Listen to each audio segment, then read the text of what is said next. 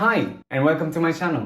As you might have guessed from the title, in this video I am going to talk to you about a variety of topics in many different languages. And I want you to try and find out which one of these languages is my native tongue. Of course, I will try not to give you too many hints about my personal story, but maybe I will give you some just to distract you. Let's see.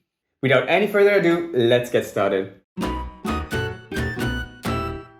Haluaisin aloittaa suomen kielellä ilman mitään erityistä syytä. Opiskelen lingvistiikkaa ja kognitiivista tiedettä Helsingin yliopistossa. Kerron tästä lisää myöhemmin, mutta ensin haluan vähän sanoa jotain Helsingin kaupungista. Helsinki on tosi kaunis paikka. Rakastan sen raikasta ilmaa, sen puistoja, sen rauhaa ja yleisesti kuinka avarakatseinen Suomi ja suomalaiset ovat. Kuitenkin, kuten ehkä jo tiedäntekin, talvet ovat täällä pitkät ja rankkaat. Im Winter ist es hier so dunkel, dass ich manchmal an das Werk Also sprach Zarathustra von Nietzsche denke. Kennt ihr das?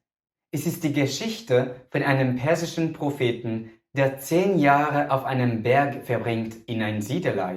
Eines Tages wacht im Morgengrauen auf, schaut in die Sonne und sagt zu ihr: Du, großes Gestirn, was wäre dein Glück, wenn du nicht die hättest, welchen du leuchtest? Stell dich jetzt vor, er wäre zu dieser Zeit in Finnland gewesen. Dann hätten die Leute gedacht: Sonne? Hä? Was ist denn das? Leuk feitje, Zarathustra is de oudste versie van zijn naam, terwijl Zoroaster de Griekse is. Als jullie nu goed naar de Griekse naam kijkt, valt jullie misschien op dat het laatste deel, aster, gelijkenis vertoont met woorden als asteroïde of asterisk. Dit komt omdat in het Oud-Grieks aster ster betekende, als de zon. Is dat toeval? Ik denk het niet. Men låt oss återvända till historien. Som jag berättade tidigare, jag studerar i Finland och det är inte så ovanligt alls att prata svenska här. Svenska är det andra officiella språket i Finland.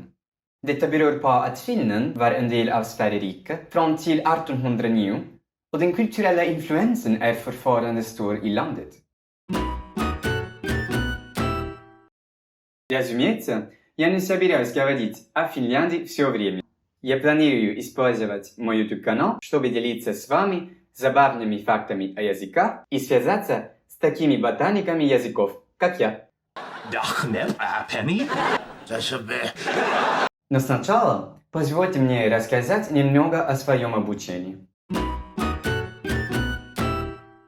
제 전공은 직용 언어학인데 그것에 대해서 더 쉽게 설명하자면 사람들이 말을 하거나 새로운 언어를 배울 때 우리의 뇌가 어떻게 작동하는지에 대해 연구하는 학문이에요. 뇌에는 의사소통에 관여하는 2개의 중요한 영역이 있는데 첫째는 언어교사 능력과 관련된 평가 영역이고 둘째는 언어 정보를 해석할 수 있는 배려니케 영역이에요. उदाहरण के लिए जब कोई शब्द बिल्ली बोलता है तो यह समझना कि बिल्ली क्या है ये दिमाग के वेर्निके क्षेत्र में तय होता है। वहीं यह बाकी समझना ये एक बिल्ली है दिमाग के ब्रोका क्षेत्र में तय होता है। मैं इस बारे में अभी ज्यादा गहराई में नहीं बोल रहा, पर अगर आपकी रुचि हो तो मुझे कमेंट एरिया में बताइए और मैं इसके लिए एक अलग वीडियो बनाऊंगा।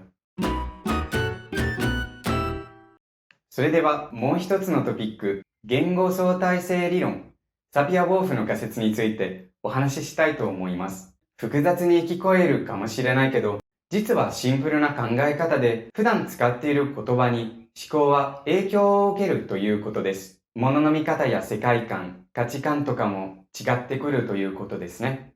つまり、多くの言語を学ぶことは楽しく役に立つだけじゃなくて、新しい視点に目を向けることにもなるということですね。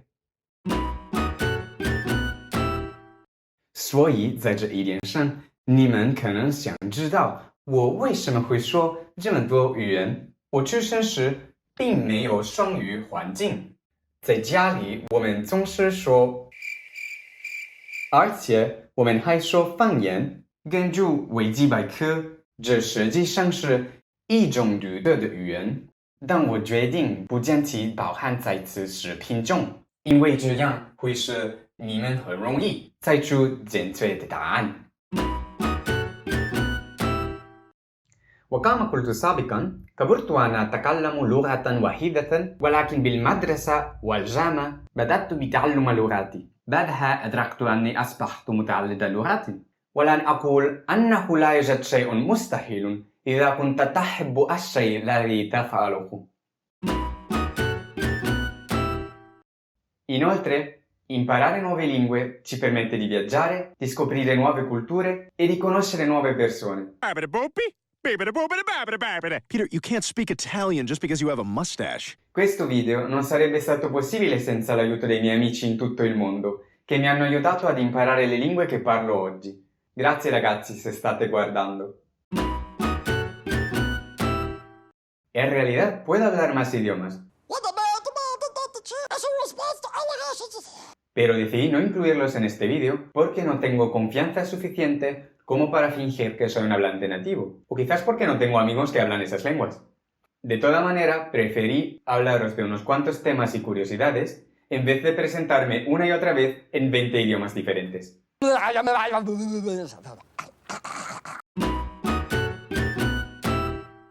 E pronto, já está. Conseguiram entender das línguas que falei qual era a minha língua nativa? Ou talvez seja a que estou a falar agora? Quem sabe? Digo-vos no próximo vídeo. Até a próxima. Tchau. Não, estava a brincar. Claro que não vos vou deixar com a dúvida. Então, a minha língua nativa é... italiano! Adivinharam? Comentem aqui embaixo se conseguiram acertar na resposta. Mas cuidado para não darem spoiler a quem costuma scrollar pelos comentários. Donc voilà, merci d'avoir regardé cette vidéo en entier. J'espère qu'elle vous a plu autant que ça m'a plu de la tourner. Si vous avez aimé cette vidéo, n'hésitez pas à laisser un pouce bleu et à vous abonner à ma chaîne. De un, ça me ferait vraiment plaisir et en plus, cela m'encouragera à continuer à créer du contenu. À la prochaine, salut!